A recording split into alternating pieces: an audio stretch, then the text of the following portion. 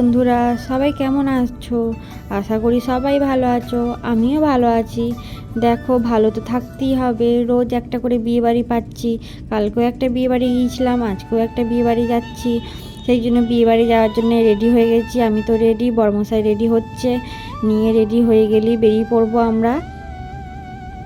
কেমন লাগছে কমেন্টে জানিও একটু। দেখো, আমরা বিয়ে বাড়ি বেরিয়েও পড়লাম। বিয়েবাড়ি এসে তো এত ভিড়, ঠেলাঠেলি করে যা হোক করে পাপড়ি চাট নেওয়া হলো, সেটাই আমি খাচ্ছিলাম।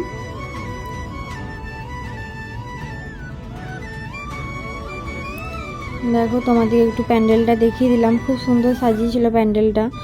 আর এর পরপর সব কটা স্টল ছিল, যেরকম এখানটা মিষ্টি স্টল, তার পাশে ছিল পকোড়া স্টল, তারপরে ফুচকা স্টল, তারপরে ওই দিকটা করেছিল কফি ছিল, এরকম অনেক স্টল বসেছিল।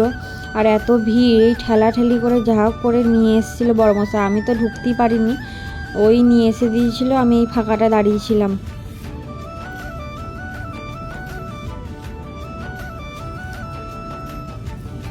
বড়মশাই বললো যে মিষ্টি খাবে, তাই ও মিষ্টি নিয়ে এসে খাচ্ছে।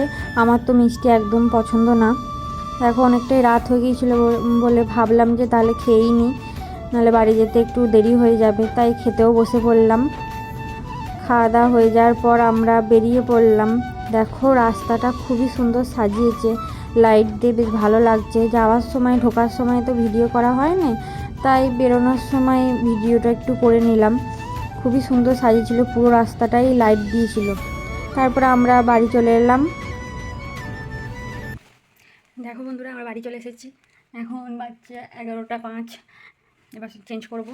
তোমাদের তখন ফুল লুকটা দেখানো হয়নি, একবার দেখে নাও ফুল লুকটা কেমন লাগছে, একটু কমেন্টে জানিও সবাই। আর আমার ভিডিও যদি ভালো লেগে থাকে তাহলে লাইক কমেন্ট শেয়ার করে একটু পাশে থেকো। আর যারা নতুন ভিডিওটা দেখছো তারা একটু সাবস্ক্রাইব করে দিও। তাহলে বাই, গুড নাইট। আবার দেখা হচ্ছে কাল একটা নতুন ভিডিওতে।